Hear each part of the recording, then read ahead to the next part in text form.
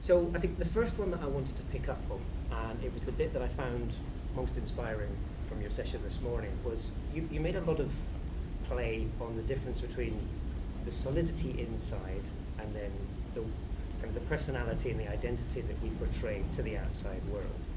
And I feel that some of the biggest challenges we face as marketers and in brands is that we spend a huge amount of time thinking about the way we portray ourselves to the outside world, but we don't really get ourselves right inside first. From the experience that you've had dealing with individuals about that, what advice would you give to business people and to brands about how they can start the process of getting right inside first?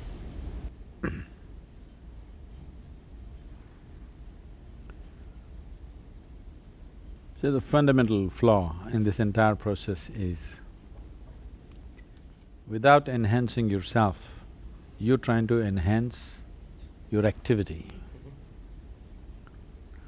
It's like… You're from UK, eh? Scotland, yes. Scotland. You take a junk Vauxhall and try to drive it on the F1 track, it's bound to fall apart. Instead of dreaming of winning an F1 race, if you build a machine which is capable of doing whatever your intelligence allows to build, whatever kind, if you build one, then it'll do whatever it does. Whether it wins or not is subject to what others have done. Whether you win a race or not simply depends on how good or bad other people are. But when we do something, are we functioning from the highest possibility within us or from the lowest possibility or somewhere in between is a big question. And the biggest question in human life is, you do not know what is your highest possibility. For every other creature on this planet, nature has drawn two lines. Within that, they live and go. For the human being, there's only bottom line, there's no top line. So it doesn't matter what you become, you still don't know whether you've hit the peak or not. Only those people who are only interested in winning races with other crippled people, they have hit the peak. Okay. But any genuine human being who is exploring his own nature, you never know if you've hit your peak because there is still room, no matter what you have done. So, enhancing the machine, this human mechanism, is most important. Whether you win the race or not, whether you did this or not is not important. If you have this enhanced, everything that you do will be enhanced. People around you think you're superhuman simply because everything that you do seems to be of a different nature, of a different quality that they can't imagine. Not because you're intending to do things better than other people, simply because you have spent time to enhance this one. So, this is a fundamental flaw in the attitude with which people are entering the world. Instead of building a great mechanism which will… whatever it does will be of a great possibility, people are trying to do great things, which is going to kill them. That's why successful people are miserable. Somehow they've managed to do something and it's taking such a big toll on them. How might we unwind some of that? So what I find great about the way that you express all of this is you have a great confidence, which clearly comes through from the way that… No confidence. Maybe I should re-express that then. You clearly talk from the heart. This is somebody who's… So that's the thing. The only quality is clarity. People think confidence is a substitute for clarity. That's the biggest disaster. Okay. The great disaster on the planet is people who have no clarity have confidence. Nice. That maps beautifully back to a lot of the brands, is that where they don't have clarity, they represent confidence in the activities that they do, but I think that goes back So that's why all the loud advertising, because there is no clarity but there is confidence. See, you are who you are. only because of whatever you might have perceived. What you have not perceived is not you, isn't it? I like that. You see, whether you're consciously aware of this or not, how people experience you right now is, whatever you have perceived, in whichever way it's finding expression, that is what people's experience of you are. And that is what your experience of yourself is. Whatever you have perceived, that's all. Instead of enhancing perception, we are trying to enhance again expression. You're you're in the social media stuff. Everybody wants to express anything and everything, no matter whether they know something or don't know something, everybody wants to express. This is the age of expression without perception. It's a disaster. People are becoming who they are because of what they express, not because of what they have perceived. If you are who you are, because essentially in life, the nature of life is such, only what you have perceived is you. But right now, because you pick bits and pieces all over the world, you can express all kinds of things that you don't know. See, today a 12-year-old child looks bored. Never before it was so, it's only in this generation, because he's seen the cosmos through his phone screen. He knows everything. There's nothing he does not know. The facts are all there, but maybe the emotions… They're not facts. They are not facts. You call them facts, all right, you can call them facts if you want to, but I'm saying, me knowing how many million light years away is a particular galaxy which we call as Z127 is not knowledge. No. Whether it's 10 million light years or 100 million light years makes no difference, because in my perception there is no way to experience a light year, first of all. It's all conceptual, it is not experiential. Unless your perception is experiential, it doesn't enhance you, it is just accumulation. Like people accumulate wealth, money, useless things all over, trinkets, people are accumulating knowledge or information, trinkets which will make them look smart in a tea party. Only in comparison to somebody else who does not know where galaxy Z127 is. So, based on that concept of… It's not a concept. So, okay. The idea of the experience versus the perception, I wanna look a little bit more about that, and what you were talking about, the accumulation of… Information. Which is a big problem for our industry. We are obsessing about things like big data, we're obsessing about all the gadgets that we collect, and we're missing that experience bit that you talk about. So we've amassed however many millions of bytes of data that the gentleman just now on stage was just talking about, but we're not using them to understand. How would you advise people… When you bite so much, you'll bloat This is true. and get unhealthy. Obesity is not a good thing in any context. How do we translate that desire to learn into the action that makes the learning valuable? Where do we help people move along that journey? See, in this question there's a fundamental flaw. Okay. In the sense, because you belong to a generation which is goal-oriented. True. Goal-oriented means you are interested in the mango, the sweetness of the mango, but you are not interested in the tree. Because slowly you're living in a generation where mango comes from a supermarket, not from a tree. It may so happen in a laboratory they will make a mango, all right? But if you want mangoes in your garden, you don't have to think mangoes, you don't have to meditate upon mangoes. You have to think soil, filth, manure, water, sunlight. No mangoes in your mind. You have only manure, soil, water, sunlight in your mind. Mangoes will happen. Or in other words, you are too interested in the consequence, but not in the process which causes the consequence. This is goal-orientedness. In yoga we say, if you have one eye on the goal, you have only one eye to find your way, it's inefficient. If you use both your eyes to find your way, according to your capability, you will go as far as you can go.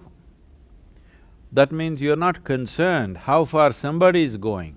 You want to go as far as you can go. That's what you're interested in. But right now, this goal-orientedness means you're only interested in going one step further than your neighbor. Or in other words, the only joy that you have in your life is somebody is doing worse than you. I think that's a sick mind. I agree with you, absolutely. I'm gonna keep pressing you on that question though. How do we help people see past that mentality which is holding us back? What can we suggest to our peers in marketing to change them away from this goal? From digital to divine.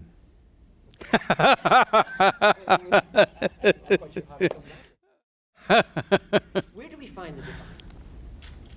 Because I love the fact that you're talking about we cannot be goal-oriented, but at the same time, many businesses face the imposition of goals from others who determine our ability to survive, which I kind of know you're going to say is flawed, and I would agree with it, but nonetheless, we need to help people to see the alternative to what is flawed. See, tell me one thing.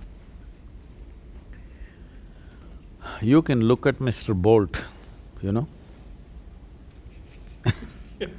You could look at Mr. Bolt for inspiration, all right?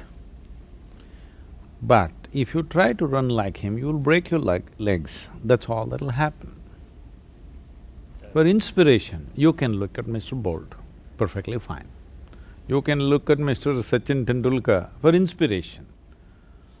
You try to go and face a ball which is coming at 160 kilometers per hour, a hard ball, you'll kill yourself, really. Most people know cricket only on television, so they think it's a nice game. Go and stand there, it's the most violent game. Projectiles are coming at you at tremendous speed, giving you a fraction of a second to react and hit the ball. Because they see it only on television, they think it's a nice, beautiful game. No, it's… among all the games that are popular today in the world, it is the most dangerous game. Nowhere else any hard ball is coming at you at that speed. Really, most of the time coming at your head. There's a certain degree of animosity in some of the way that this is being… No. I'm saying, because somebody mastered that, with… he was talking to you about the level of dedication right from his childhood, how he's involved. So, Tendulkar is Tendulkar, all right? You can use him as an inspiration, but you don't try to do what he is doing today afternoon because you'll be dead. Yes. So, you can use a high level of whatever somebody has set a goal as an inspiration. Somebody is running 100 meters in 8 seconds, you can use it as an inspiration, don't try to do it. It's like a Vauxhall trying to be a Ferrari. It's that benchmark that we obsess so much about marketers, that you want to be like them and you think that replicating everything that they do becomes a dangerous… That's the biggest mistake. Because who knows, maybe you can hit the ball better than Tendulkar. Right now, why do you want to limit yourself to Tendulkar standards?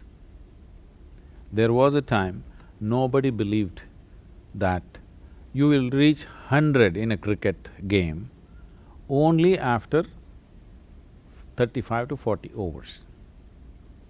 I remember this change that happened. First time, Sanath Jayasuriya hit the ball within the first 20 overs, 100. Now people are hitting it within 8, 9 overs, okay? Because they're not thinking about what somebody did. You hit the ball according to your capability, who knows, maybe you'll hit it better than Tendulkar, we don't know. The possibility is there. In reality, there may be a distance, that's different, but the possibility is there. So if you become goal-oriented, your goals are always determined by other people's capabilities. You will never do what you could have done. Maybe you can't hit a ball, maybe you could do something else, way better than anybody else. but you will never do that because you go on trying to hit the ball that you can't hit. So this concept of the memoryless intelligence that you talked about, how can a marketer access that? Because we are probably some of the most insecure people in the world. Market people cannot access it. You can quote that Human beings can, Okay. markets cannot. Few times when I was at the Economic Forum, the World Economic Forum, people keep on referring to India as emerging market. I say, don't refer to us as market, we are not a marketplace. Once you think somebody is market, how are you going to approach them? You're going to put some nonsense that you have created, try to convince them they must drink this or eat this or buy this or use it or whatever. If I saw you as a human being and I'm concerned about you and your well-being, I would see what you need. If I do what you need, if I manufacture what you need, I don't have to market it, market man will go out. Manufacturing is all that's needed. But right now you're doing something that people don't need and you have to convince them that they need it. It's very clear, even a kindergarten child knows that this body doesn't need carbon dioxide, it needs oxygen. But somebody is putting carbon dioxide in the bottle and calling it the real thing. So they need marketing. Marketing department is bigger than the manufacturing because you're trying to convince somebody carbon dioxide is good for you. Well, you may convince a generation. A whole generation was convinced smoking tobacco is the best thing you could do. If you're a man, you must smoke, otherwise you're not a man. Yes or no? A whole generation believed if I don't smoke and blow the smoke in your face, I'm not man enough. But now suddenly it's become no good. So this is what the marketing men will do. They're trying to sell something that people may not need. Instead of looking at someone as market, if you look at them in human beings with some concern, you would know what they need. If you manufacture that, you don't have to market it, they will stand in a queue. So I'm going to use somebody else's words in response to that, because this is something that I have hopefully believed for a long time as well. A friend of mine said that as marketers, we've got to stop trying to make people want things, and we've got to try and make the things that people want. It's fundamentally obvious to me, and yet, as you said… I'm saying largely marketmen will get eliminated. Manufacturing and people, in between little marketing. Both you and me are manufacturing something that he wants. But now, I'm trying to tell him what I'm manufacturing is really what you want, not what this guy's doing. Actually, that's the truth. You talked a lot about all the gadgets that we have access to, all this amazing technology, and yet we fail to use the best of the gadgets that we have, which is our own brain. Not that we are not using it, we are using it in a very skewed way. Right. We're not able to listen correctly, we're not able to understand what it is that those people want, even though we have access to all these amazing things. I use a lot of social media, which in theory allows me to listen to the conversations of millions of people at any given time. And yet I find it very difficult to persuade… Gossip gone global. Which, there's an awful lot of gossip on this. We talked a lot yesterday about the food photos. It's this fascinating thing that 200 million people have taken photos of food and uploaded them to Instagram. And the question is, why are we doing this? But that's Because food looks prettier it's than the people who eat them. slightly disconcerting concept again. Absolutely true. No, if people are taking pictures of the food they eat and putting it on, obviously they think it looks prettier than them. But we have access to the insights that shares about what they believe is pretty and what they enjoy in life, but we're not using it, so… See, all this is happening, I mean, leave the jokes apart. This is because people are trying… because now they found a means, a technological means to find expression. Expression more than perception means marketing department is bigger than manufacturing. Okay. That's all that's happening. What would then the perception bit look like? See, what would perception look like? See, there are only 5 instruments of perception right now for you: seeing, hearing, smelling, tasting, touching. So what you perceive through these 5 senses, a certain process, an amalgamated process of these 5 senses. Right now you're sitting here, you're seeing, you're hearing, I hope you're not smelling anything but actually it's all happening. Smelling, sensations, heat, cold, all these things are happening, you may not be conscious of it unless it becomes acute. Right. Otherwise, if you walk from there to there are 25 different kind of smells, minimum I'm saying.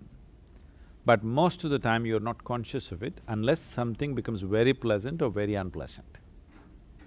So every moment, all the 5 senses are recording phenomenal amount of information. Now the processing of this information is happening from a certain prejudice. When I say prejudice, the identity causes prejudice. If you're functioning from an identity, whatever, you are English, I'm Indian, somebody is man, somebody is woman, this is all prejudice. People think they're broad-minded, well, it's a broad prejudice. Yes, the moment you're identified with something, there is a certain prejudice attached to it, you can't help it. That's the way the intellect works, because intellect cannot function without identity. If you take away identity, your thoughts will become still. That's all it is. That's what is called meditation. If you can sit here without being identified with the physiological or psychological or the worldly process that's going on, you will become meditative. Because you're not identified with anything, your intellect becomes quiet. As long as you're identified, do what you want, you cannot stop it. It's like you eaten bad food, then you want to control the gas, it won't work it'll anyway happen. So now you're identified with something that you're not. See, you belonging to a certain nation, you belonging to this or that is something that we made up, all right? What we make up, we must manage. But what we made up has gone out of control. You identified to such a point, you really think it is, you're willing to live and die for it. So because of that identity, what you call as my mind or intellect has become prejudiced in a certain way. From that prejudice is working, it's okay for survival process, this prejudice is good for survival process. But if you're wanting to look for clarity, you want to see things the way they are, you want to perceive life just the way it is, not as an Englishman, not as an Indian, not as a man, not as a woman, but you want to experience life just the way it is, then you must have the ability to distance yourself from identity and just look at it. It's not that you're not at all doing it, every human being is becoming released from their identity at some point of involvement with something, okay? But it's not a conscious process, it's not by choice. Once in a way, it's happening, those moments they produce something significant, rest of the time they're just a mess. I'm talking about, if you have a machine, every time you touch it, it must fire, all right? Intermittently it fires once in a way, that's not a great machine. The same goes for the human being. If you have a spark of genius, you must be able to make it happen spark all the time, 24 hours. Otherwise, it fires once in a way, accidentally, then you become astrological. You're looking for the right position of the planets for you to fire That's inefficiency. That inefficiency is coming because perception is blocked. Is there a way to manage that? Oh yes, there's an entire science. As there is a science and technology to create external situations the way we want it, there is a whole science and technology to create inner situation the way you want it. This is what we're calling as inner engineering, to engineer your interiority the way you want. Okay. Looking at that in a bit more detail, the bit you were talking there about stepping away from the identity piece, which I think is really interesting because brands are all about creating their identity, and yet I love the way that you're saying it's not until we get out of our identity that we can see the bigger opportunities and how to become what we want. How can we help people to understand how to unravel that identity? How do we step away from all the things that you spend time creating? See, this question is coming from a fundamental that you believe that everything can be fixed intellectually. Yes. No, it cannot be. As I said when I was speaking in the morning, the other dimension of intelligence within you. If you… I think today people are beginning to talk about emotional what? Emotional intelligence, not just IQ, EQ and whatever. Yeah. This is just rudimentary steps, taking at least one small step, but a rudimentary step. This is essentially a very deep-rooted Western malice which has gotten into everybody today across, because all of us are going through Western education. We may be living in India, but our education is completely, unfortunately, English. Because intellect is supreme. This is a European idea. In India, we have not given much significance to intellect because your intellect always functions from a limited data that you have gathered. Your thought process happens only from the limited data that you have. If you function from your thought process, nothing new will ever happen in your life because you're just recycling the old all the time. Maybe you can produce permutations and combinations of that. Here, our focus has always been how to enhance your perception. Don't worry about your thought, whether it looks smart or dumb, that's not the issue. How to enhance the perception. If your ability to perceive life is enhanced, naturally your ability to act in the world is naturally enhanced without any effort. There was a very simple way that people could start to experience, because you know how people are. People like to experience it once, and once they see it, they believe it, and then they do it. What's the smallest catalyst that we can encourage our peers and our friends in the industry? We can give you a simple, a 12-minute simple process of meditation.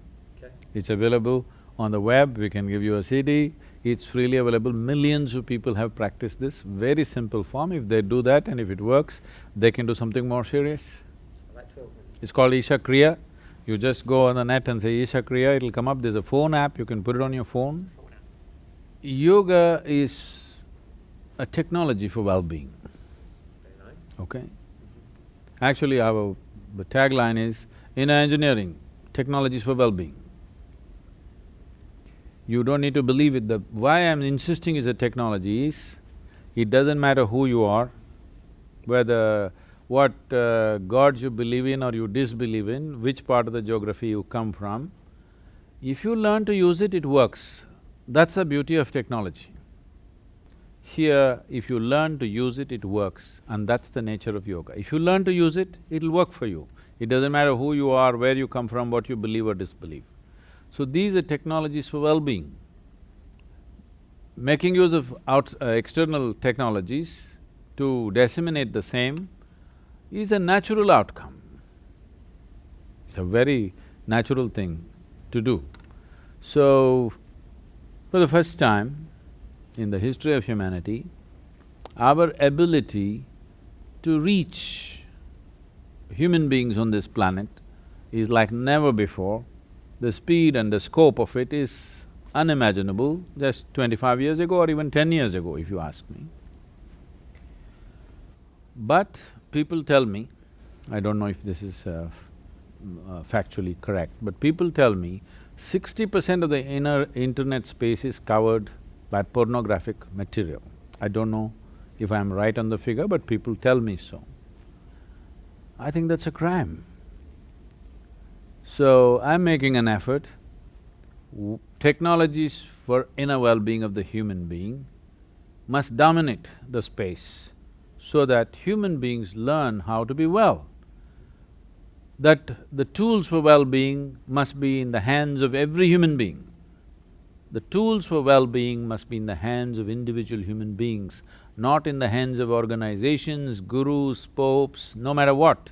I'm saying the tools for your well-being must be in your hands, not in my hands.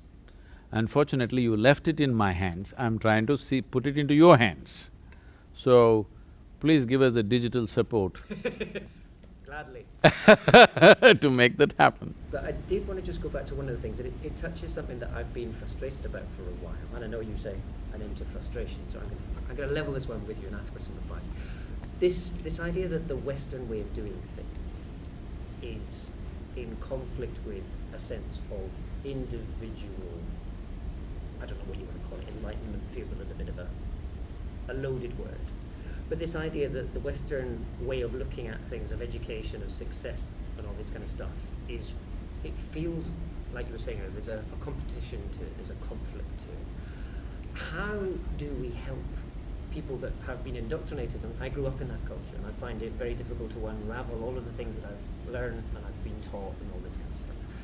How do we help people to get past the fear that is involved in seeing an alternative way of the entire life, because that's what everything until now has been built on? It's overcoming that fear. How do we help people to become past that? See, the basic issue is, do you want to look good or feel good or be good within yourself? A lot of the Western world sees them It's as about the same thing. looking good. Looking good is more important than what's happening within you. Even if you're a tortured human being within you, you just have to look smart and nice and like that. Uh-huh. This has to be taken away from an early childhood. Looking good is not important. What is your experience of life? Is your experience of life great or not? This is what is important. This value change must happen. It's not something that you can change overnight in the world. But those who suffer immensely will change. I see that suffering coming because suffering is getting younger and younger. There was a time only old people used to be worried. Now you see a 12-year-old boy is seriously worried. So when that kind of suffering comes, looking good is not important. When suffering becomes unbearable, people will understand looking good is not important. How I experience my life is important. You hear this talk all over, isn't it, these days? Still the necessary corrections have not been made, but people are beginning to talk. So this is the time technologies for inner well-being are transmitted. The time is right. Good.